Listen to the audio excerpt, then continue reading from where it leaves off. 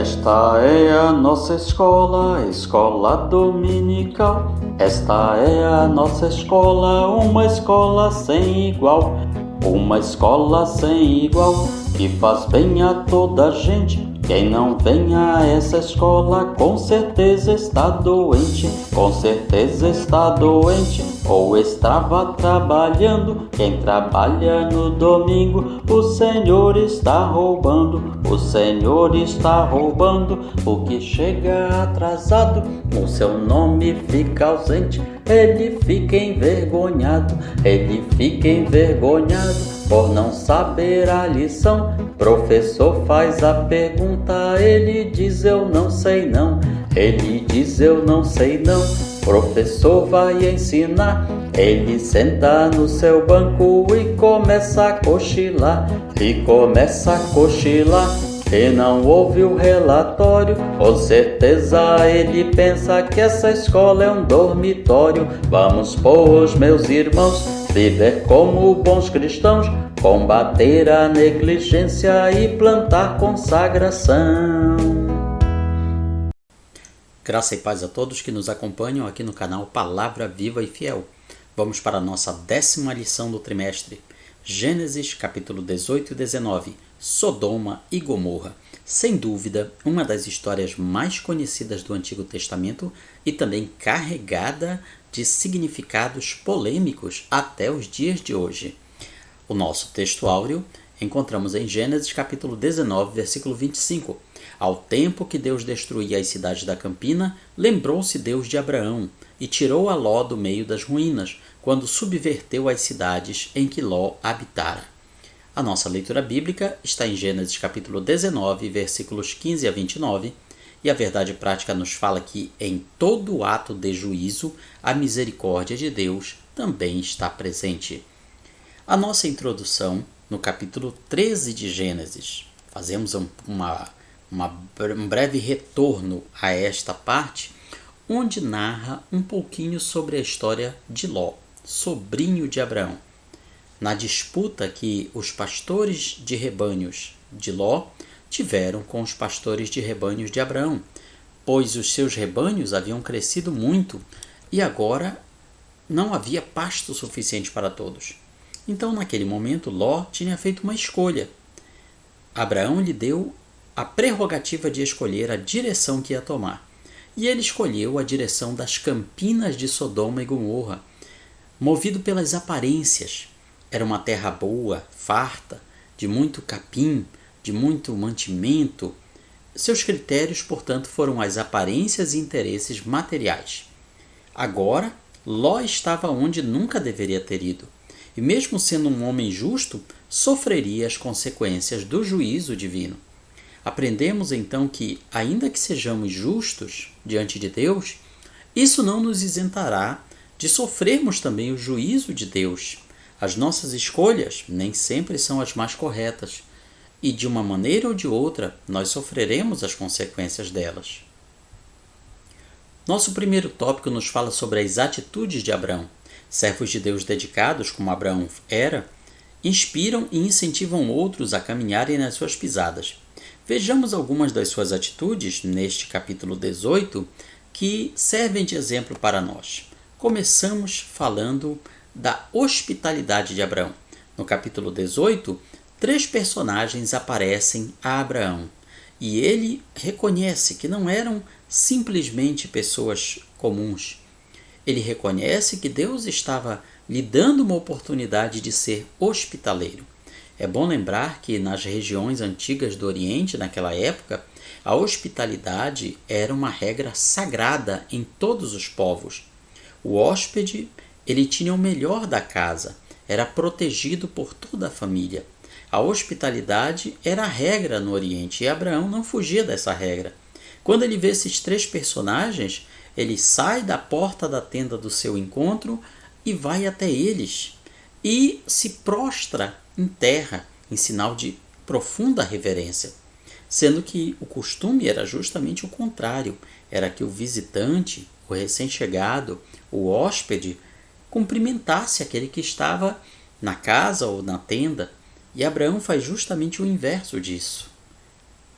Nosso comentarista destaca que parece que a nossa geração, aos poucos, vem menosprezando a importância e o privilégio da hospitalidade cristã. Talvez porque vivemos em uma época em que as pessoas desconfiam muito umas das outras. Relatos de pessoas que não foram bem recebidas na sua hospitalidade, não tiveram um bom retorno, acabam deixando os outros com desconfianças. O outro é visto como um inimigo, como alguém que pode se tornar contra nós. E com isso a nossa geração vem deixando a hospitalidade cristã de lado. Várias partes da Bíblia nós somos aconselhados a praticar a hospitalidade, mas agora, como existem os hotéis, restaurantes, raramente acolhemos pessoas em nossas casas. Geralmente se preocupa logo se aquela pessoa não vai abusar da nossa hospitalidade. Por isso, algumas pessoas preferem nem ser hospitaleiras. Mas podemos estar perdendo um bem preciosíssimo, pois a palavra de Deus nos revela que houve pessoas que, sem saber, hospedaram anjos. E aqui Abraão teve o privilégio de receber 3 visitantes.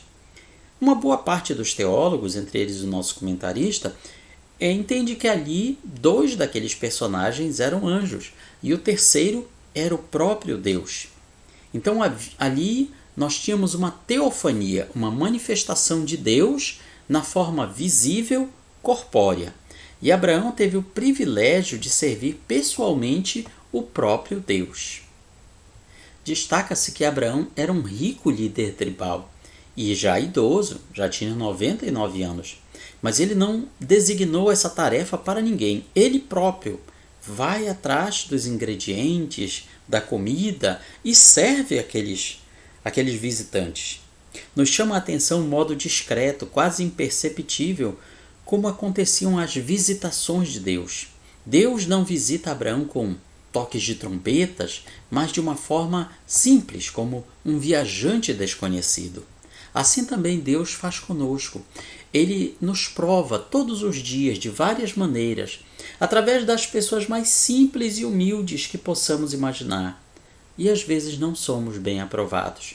Às vezes temos a oportunidade de fazer o bem a alguém que não sequer conhecemos e deixamos isso de lado.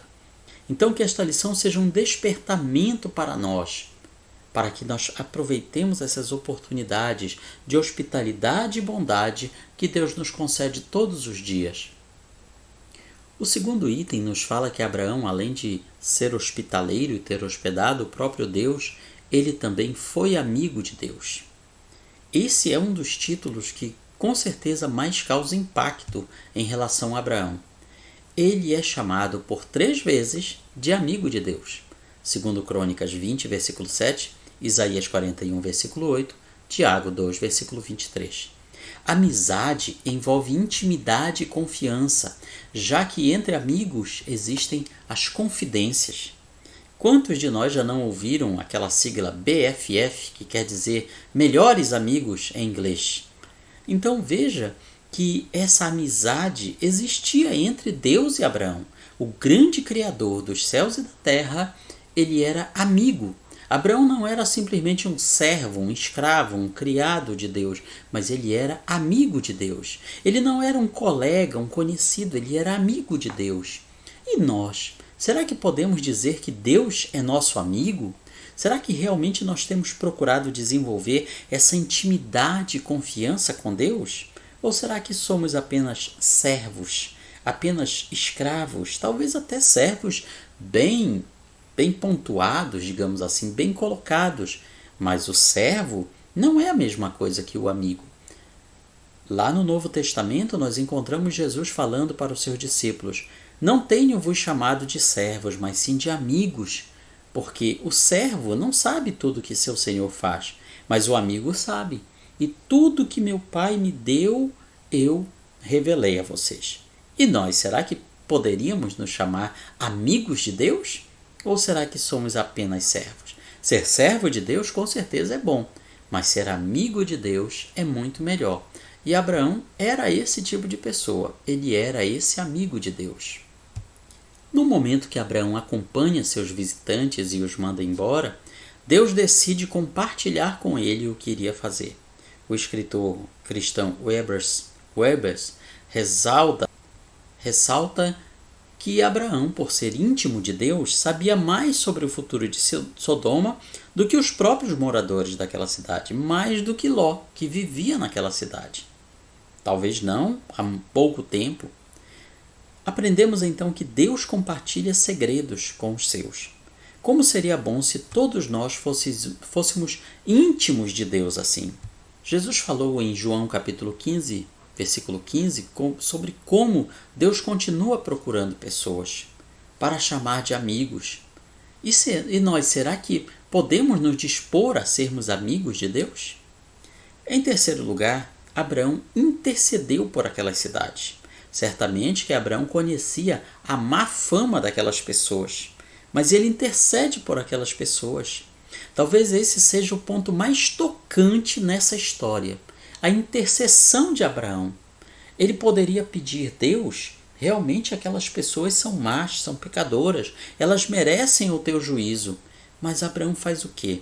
Longe de ti fazeres tal coisa, matares o justo com o ímpio, como se o justo fosse igual ao ímpio, não fará justiça o juiz de toda a terra? Então, com essa frase em sua boca, Deus recebe a intercessão de Abraão. Deus busca intercessores. Intercessão é mais do que simplesmente aquela oração cotidiana, aquela oração feijão com arroz. É um ministério pouco valorizado, é um pouco incentivado, talvez porque não seja algo que traga visibilidade.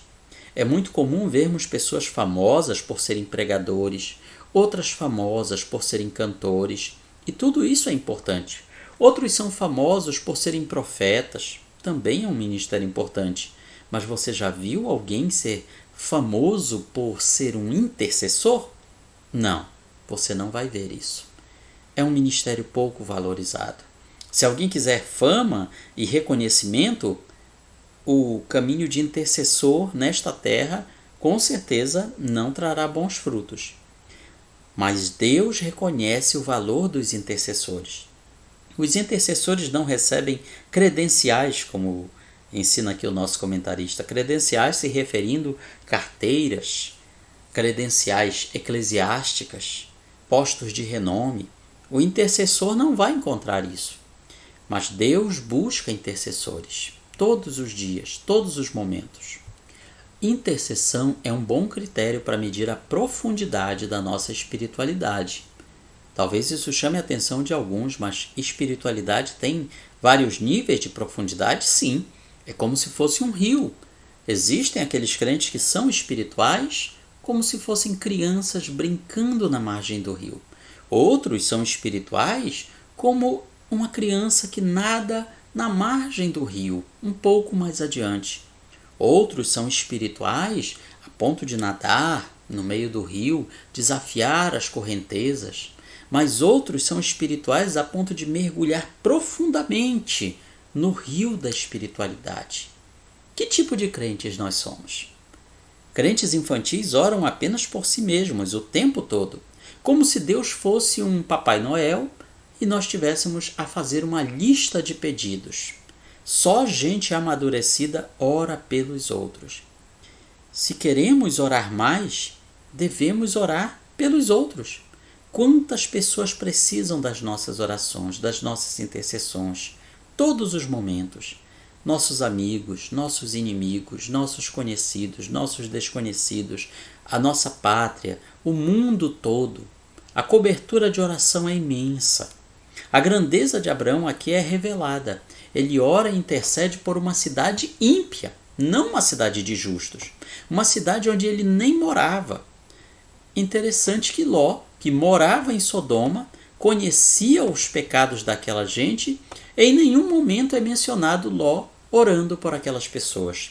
Independente de que um juízo de Deus viesse sobre aquela gente, mas só o fato de serem pessoas más e pecadoras já era motivo para Ló interceder todo o tempo por aquelas pessoas. Mas Ló não é mostrado fazendo isso em momento algum. Abraão é um homem que está livre do juízo destinado às cidades. O que quer que acontecesse com aquelas cidades, não respingaria nele. Ele estava longe o suficiente para se proteger. Mesmo assim, ele se compadece, ele se condói e clama por aquelas cidades, para que Deus tenha misericórdia. Às vezes, nós observamos determinadas catástrofes ou tragédias que não nos atingem diretamente, mas mesmo assim devemos orar e interceder por elas. Guerras, fomes, pestes e tantos outros problemas que talvez não nos atinjam diretamente, mas nós temos o dever de orar, de interceder por aqueles que são vitimados por essas coisas. Abraão não ora apenas por seus parentes, mas por toda a cidade. Ele não pede que Deus tire somente os inocentes e que os pecadores sejam deixados para morrer. Ele faz a intercessão por todos. Ele começa questionando, suplicando a Deus: Deus, se tiverem pelo menos 50 justos, 50 pessoas fiéis nesta cidade, tu vais destruir toda ela? E Deus diz: eu não destruirei a cidade, por causa dos 50 justos. E Abraão vai diminuindo, 40, 30, 20, 10. Por 6 vezes, Abraão intercede junto a Deus. Ele sabia da fama daquelas cidades, sabiam que era um povo pecador, um povo que se afastava de Deus, mas ele ainda tinha no seu coração a esperança de que pelo menos 10 justos houvesse naquela cidade e impedissem que ela fosse destruída totalmente. A todas as vezes que Abraão intercede, a resposta de Deus é: não destruirei. A destruição não traz prazer a Deus. O seu propósito é perdoar. Existem aqueles que se enganam pensando, como Deus não tem prazer no castigo, na destruição, então ele não deixará que aconteça a destruição. Não é bem assim. Mesmo sem Deus ter prazer na morte, na destruição, no castigo, ele permitirá que o juízo venha sobre os pecadores, seja nesta vida, seja na eternidade. Deus quer perdoar, mas ele só pode fazer isso se as pessoas quiserem ser perdoadas. E para querer ser perdoada, a pessoa precisa primeiro reconhecer que é um pecador. Deus estava disposto a poupar a cidade inteira se ali tivessem pelo menos 10 justos. Aprendemos aqui quanta diferença uma igreja, mesmo uma igreja pequena, pode fazer numa cidade. E na maioria das nossas cidades, no mundo ocidental, nós encontramos muitas igrejas com muitos membros. Então, quanta diferença nós podemos fazer na nossa cidade, no nosso estado, no nosso país, se nos unirmos em oração e intercessão. Abraão não exige, ele suplica a Deus. Nós vemos nas palavras de Abraão a súplica, a preocupação. Deus não fala para Abraão que irá destruir as cidades, mas ele fala que trará o juízo. Abraão não sabe exatamente o que acontecerá, mas ele sabe que o Deus de quem ele era amigo era um Deus que, quando trazia os seus juízos, eram juízos destruidores. Será que nós temos esse coração dolorido, compassivo de Abraão?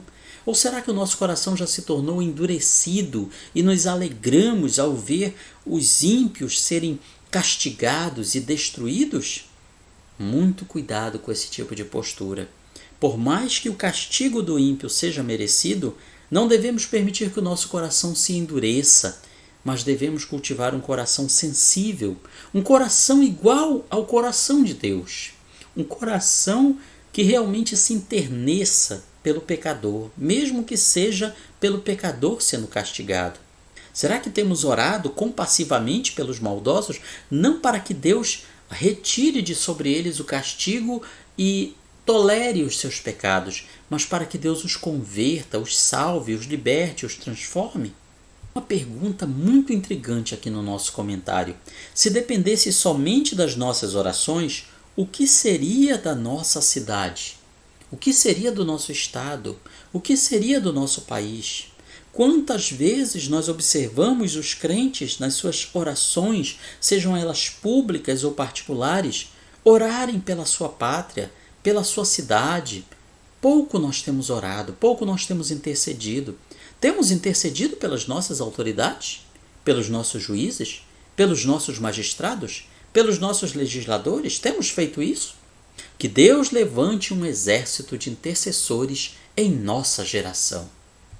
No segundo tópico da nossa lição, nós falamos sobre sociedade sem limites.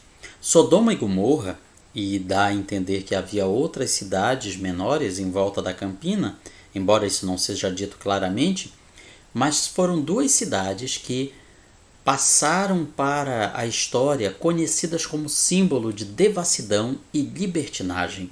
A perversidade, a anarquia moral, a injustiça haviam ultrapassado o limite do suportável. Isso levanta uma pergunta: quais os processos que levam uma sociedade a esse nível de degradação moral? Sodoma e Gomorra aparecem no Antigo Testamento e também no Novo como símbolo de pecado, de perversidade. Quando mais adiante Deus levantou seus profetas para exortar, para repreender o povo de Israel pelos seus pecados, ele compara o povo israelita com Sodoma e Gomorra, dizendo que o pecado deles era como o desses povos. Também são mencionadas outras cidades que foram destruídas junto com Sodoma e Gomorra. No livro de Deuteronômio, são as cidades de Admá e de Zeboim, juntamente com Sodoma e Gomorra. Todas elas foram, ao que parece, destruídas num cataclisma sobrenatural da parte de Deus. Até hoje muito se debate sobre o que teria sido esse cataclisma. Claro que as explicações naturais, científicas, são as mais diversas, mas a Bíblia mostra esse cataclisma como algo sobrenatural e causado pelo próprio Deus, fogo e enxofre caindo do céu. Veja, portanto, que Sodoma é ensinada no restante da Bíblia como sendo uma cidade também rica, uma cidade poderosa, uma cidade que tinha abundância de pão, ou seja, dá a entender que era uma cidade com um nível de vida bem elevado. Afinal, a Bíblia mostra que a região onde elas eram edificadas era uma região farta de campinas, de pastagens. Devia haver grandes rebanhos, a agricultura e a pecuária, ao que parece, eram prósperas naquela região.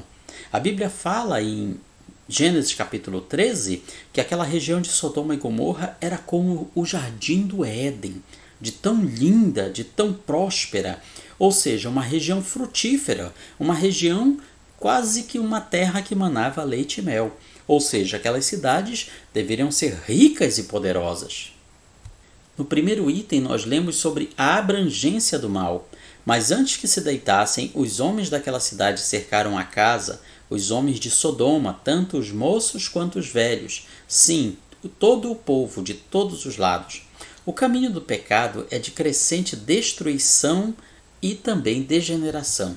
Nós observamos aqui neste relato que até mesmo os mais jovens haviam sido contaminados pela deterioração daquela sociedade.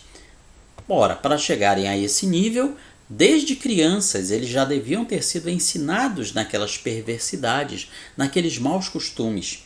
No tópico anterior, nós vimos a hospitalidade oriental, que era a regra.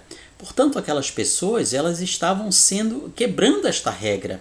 Eles estavam invadindo a casa de Ló, onde os anjos estavam hospedados, porque eles queriam abusar sexualmente daqueles hóspedes.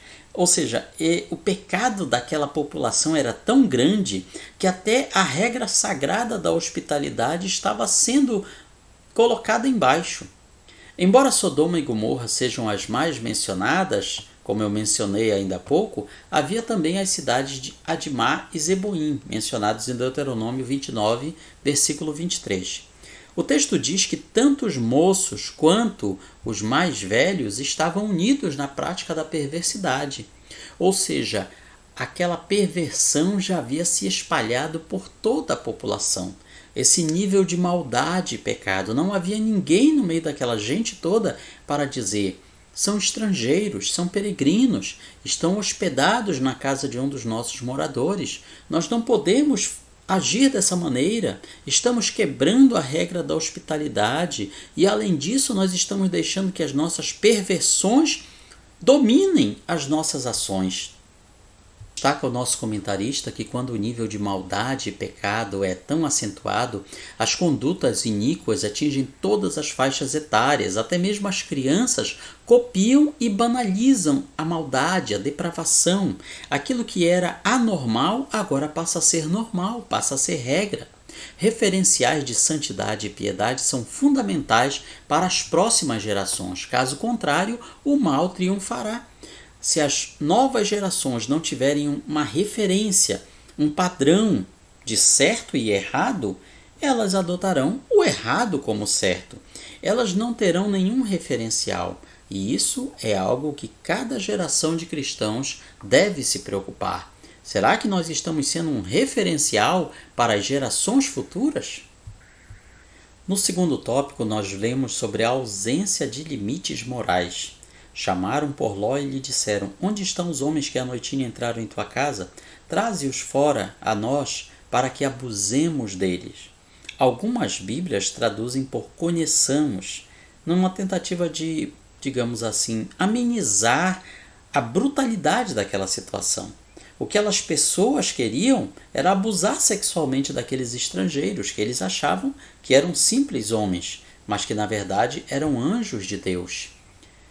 A verdade é que não é possível dessexualizar a expressão nesse contexto. Nitidamente era uma tentativa de cometer imoralidade sexual. Os homens queriam estuprar, numa linguagem bem simples, estuprar aqueles viajantes. Claro que os termos técnicos, conjunção carnal, atos libidinosos, mas refletem a mesma coisa. Portanto, aquelas pessoas haviam perdido todo o recato, decência, vergonha. As suas ações ocorriam em plena praça pública. Então, eles não procuraram de maneira nenhuma esconder. Eles agiam como um bando desenfreado de animais selvagens.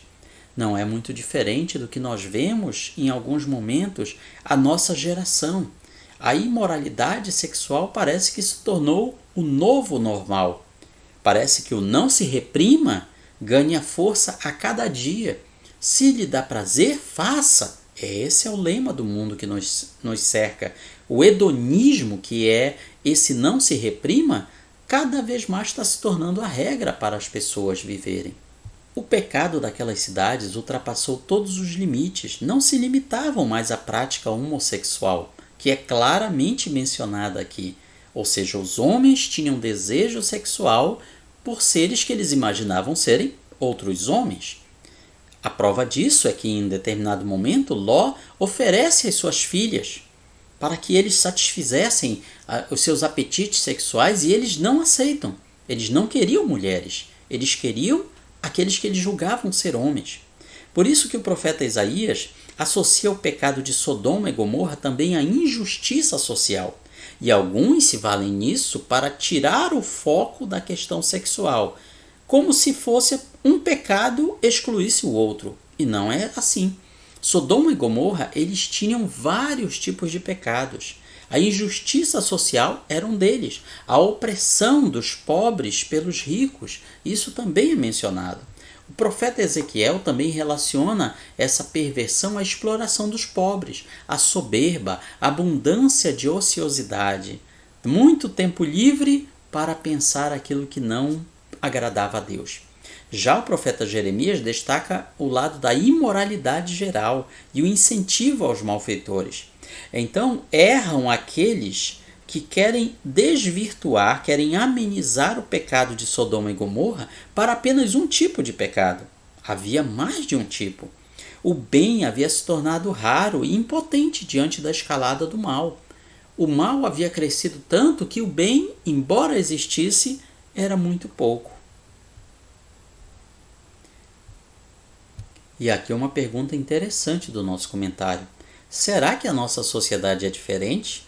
Infelizmente, às vezes a resposta é não. Muitas vezes a nossa sociedade ela é até pior. No terceiro item, lemos sobre o materialismo exacerbado, exagerado. Claro que nós temos que ter uma preocupação com as coisas materiais. Não podemos dormir hoje e dizer amanhã Deus vai providenciar tudo. O que estiver dentro de nossas possibilidades de anteciparmos o mínimo que precisamos para viver, o alimento de cada dia, a moradia e outras coisas que dependem de nós. Esse materialismo, ele é essencial para a nossa vida. Mas aqui estamos falando daquele que é exagerado. A famosa história da mulher de Ló.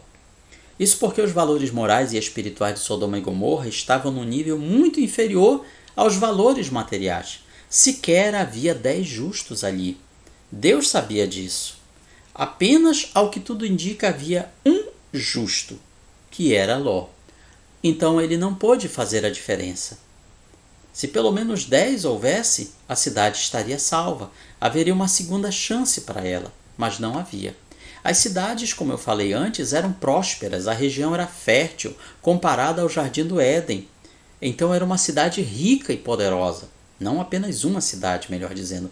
As cidades daquela campina. Sodoma, Gomorra, Admá e Zeboim. As suas habitações deviam chegar a muitas centenas de moradores. Por isso mesmo, a mulher de Ló olhou para trás. A palavra traduzida por olhou não é apenas aquela vista de relance, é prestar atenção, é mostrar consideração, é aquele olhar contemplativo, é quando você se perde no olhar, esquece do mundo em volta e foca apenas em alguma coisa. Foi isso que aconteceu com a mulher de Ló. Quem sabe, pensando na perda que representava sair de lá, Sodoma e Gomorra a seduziram com seus apelos mundanos. Ela sabia, pelo alerta dos anjos, o que estava para acontecer. As nuvens negras de fogo e enxofre estavam ali despejando a sua ira, mas ainda assim ela insiste em olhar para as cidades de Sodoma e Gomorra que estavam sendo destruídas, desprezando o aviso de Deus. Não olhem para trás. Não olhem para trás. Sair de Sodoma não foi fácil para Ló e sua família. Assim também, sair do mundo que nos cerca não é fácil. O mundo que nos cerca, ele é sedutor. Ele enche os nossos olhos, os nossos sentidos. Ele nos agrada. Ele sabe o que nós gostamos. Ele sabe o que nos atrai, o que nos seduz. E ele nos oferece essas coisas. Ele é sedutor. E ele está malignamente organizado para atrair o pecador. Como já foi dito, nós só conhecemos o poder de uma cultura quando tentamos mudá-la. E só percebemos a força do materialismo quando decidimos viver de modo simples e na dependência de Deus. É exatamente esse o retrato dos crentes hoje em dia. Quando tentam romper aquela bolha de pecado que os cerca, a oposição vem. Enquanto a igreja aceita ficar passivamente no quadradinho, no cercadinho que o mundo deixa que ela tenha, ela é amada, ela é elogiada, ela é prestigiada. Mas quando a igreja, seja individual, seja coletivamente, resolve quebrar aquela bolha, resolve quebrar aquela cerca, aquele quadrado ali que o mundo a determinou, a oposição vem, a perseguição vem. As contrariedades vêm. Preso ao materialismo, Ló é lento para sair. A sua intercessão por Zoar, uma cidade pequena, próxima dali, é fruto de interesses pessoais. Ou seja, Ló intercede para que aquela cidade pequena seja poupada, para que ele possa se esconder ali. Ele demora para sair, por isso a Bíblia nos fala que os anjos o apressaram com a sua família. Quem sabe ele quisesse levar mais bens materiais, suas posses, quem sabe uma parte dos seus rebanhos, mas tudo isso demanda tempo, e tempo é o que eles não tinham.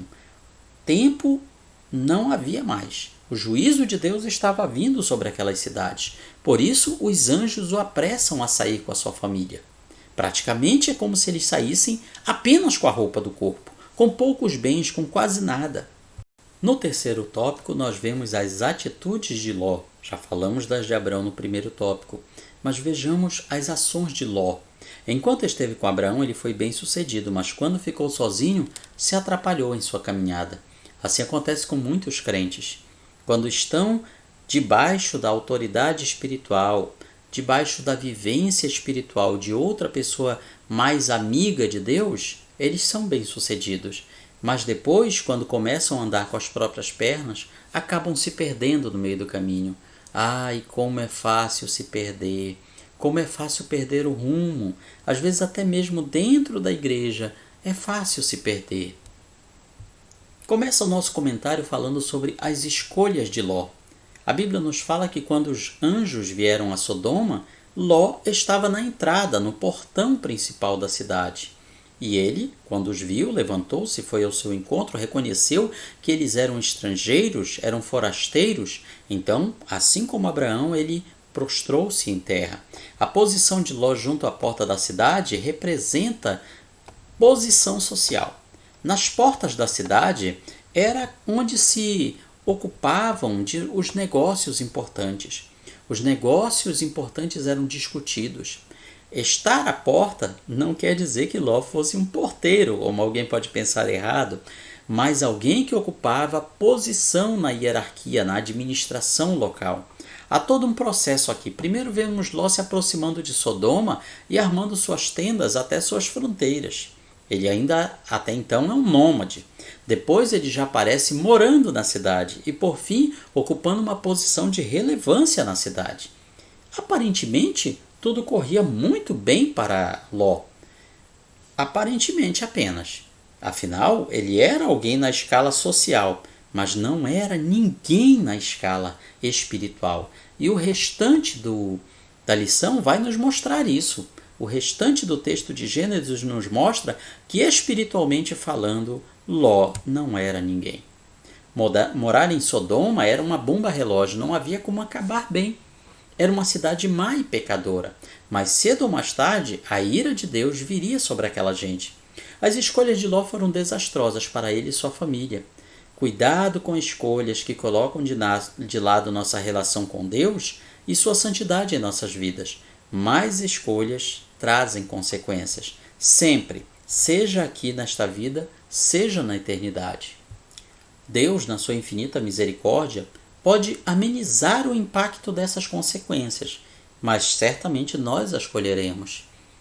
Mesmo que sejamos crentes fiéis, consagrados, justos, Ló é chamado de justo. Ele não era um pecador, um ímpio, ele era um justo, a Bíblia o chama assim. Mas de qualquer maneira, ele colhe o fruto das suas más escolhas. No segundo item, nós vemos as consequências danosas. Saiu Ló e falou aos seus genros, aos que estavam para casar com suas filhas, e disse: levantai-vos, saí deste lugar, porque o Senhor há de destruir a cidade. Acharam, porém, que ele gracejava com eles. Vemos então que a influência de Ló era próxima de zero, inclusive com a sua própria família. Nem seus genros acreditavam neles. Então não eram quaisquer pessoas. Eram pessoas que gozavam da intimidade da família. Afinal, estavam noivos, iam casar com as filhas de Ló.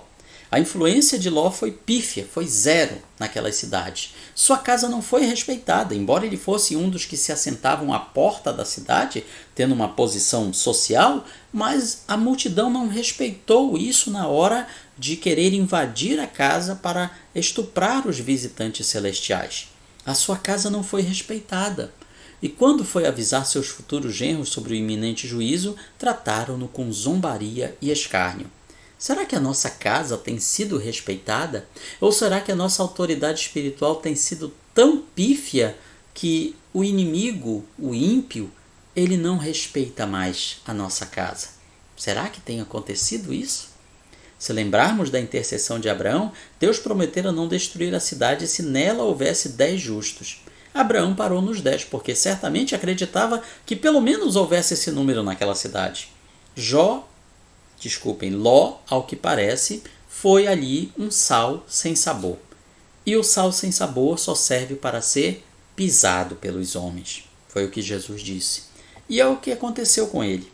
Ele foi pisado. Ele chegou inclusive a oferecer suas filhas aos moradores da cidade. Que proposta desvairada! Proposta indecente. Como poderia sugerir algo assim? Oferecer suas filhas virgens, donzelas? O que aconteceu com seus valores pessoais? Então, quando olhamos para as atitudes de Ló e sua família, vemos que, em vez de eles influenciarem, acabaram sendo influenciados por Sodoma e Gomorra. Os valores e pensamentos daquela sociedade já tinham contaminado aquela família. Deus precisou tomá-lo pela mão e arrastá-lo devido à sua hesitação. O ambiente o contaminou. Ele foi salvo, mas praticamente escapou fedendo, como se fala na linguagem popular. querendo se representar a pessoa que é tirada do meio do incêndio e vem com o cheiro de fumaça, de fogo, do incêndio no meio das suas roupas. Vem praticamente com as roupas pegando ainda chamas, pegando fogo. É salvo por pouco. Assim aconteceu com Ló. O terceiro item nos fala do final desastroso. Após o cataclisma, após a destruição daquelas cidades, onde centenas, talvez milhares de pessoas tenham morrido, sobraram apenas Ló e suas 2 filhas. E o pensamento delas qual era? Que a destruição tinha sido total. Eles não tinham como saber se alguém mais ainda tinha restado na terra. Para onde eles olhassem, era somente destruição. Literalmente, para eles, o mundo acabou. Eles se escondem durante algum tempo naquela pequena aldeia chamada Zoar, que quer dizer justamente isso, pequena. Aquela cidade foi poupada da destruição pela intercessão de Ló. Digamos assim, foi um crédito que Deus deu a ele. E de lá ele vai morar numa caverna, em completa falência. Ló, de rico proprietário de terras, de alguém que era posição social elevada na cidade de Sodoma, agora ele vira literalmente um homem das cavernas. Ele com suas filhas. De tudo o que ele tinha, nada sobrou. Tudo virou fumaça. E sua esposa, uma estátua de sal. Às vezes Deus nos livra de determinadas consequências. Outras vezes os frutos são inevitáveis. Não vamos mais ouvir falar de Ló no Antigo Testamento depois desse episódio. Não sabemos por que ele saiu de Zoar. Quem sabe por vergonha, por culpa, a Bíblia não nos diz. Mas a pergunta é por que ele não voltou para onde estava com Abraão? Seria embaraçoso com certeza, mas era um caminho. Abraão com certeza o receberia de braços abertos. Teria sido orgulho, vergonha, não sabemos. Mas ele estaria bem melhor do que sozinho com as suas filhas. É difícil reconhecer que estamos errados. É difícil reconhecer que escolhemos errados, admitir nossas falhas. É muito difícil dizer, me perdoe, perdão, eu errei. E com Ló não foi diferente. Para piorar tudo, as filhas de Ló engravidaram do próprio pai. Elas fizeram isso motivadas por um sentimento ao mesmo tempo egoísta e pecaminoso. Para elas, o mundo havia acabado. Não havia mais homens na terra. A sua descendência iria se extinguir naquelas 3 pessoas. Então, elas resolveram gerar filhos do próprio pai. Lembremos que alguns versículos atrás é mencionado que elas eram virgens, eram donzelas. Então, a sua virgindade acabou sendo entregue ao próprio pai através da bebedeira. Elas embebedaram o próprio pai e, através disso, mantiveram relações com ele, geraram daquele incesto 2 filhos, 2 povos. Os povos amonitas e moabitas, que mais adiante vão se tornar inimigos do povo de Israel. Então, como dizia um pregador, essa é a herança de um desviado. A herança de alguém que vai causar problemas lá na frente para o justo. Esses povos, ao longo do Antigo Testamento, nós vamos encontrá-los sempre em conflito, em luta com o povo de Israel. Tanto é que Deus ordena que o povo de Israel não se misture com esses povos, devido ao seu tamanho pecado. Que triste fim para um homem que conheceu o verdadeiro Deus.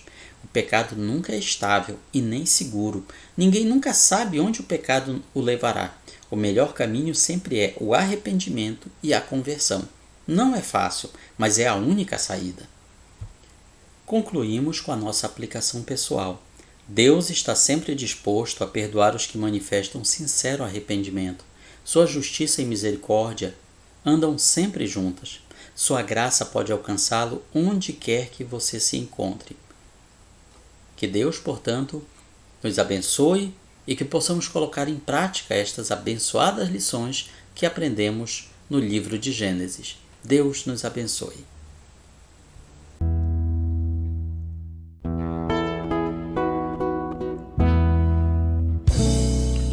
Findou-se o tempo de estudo da escola dominical.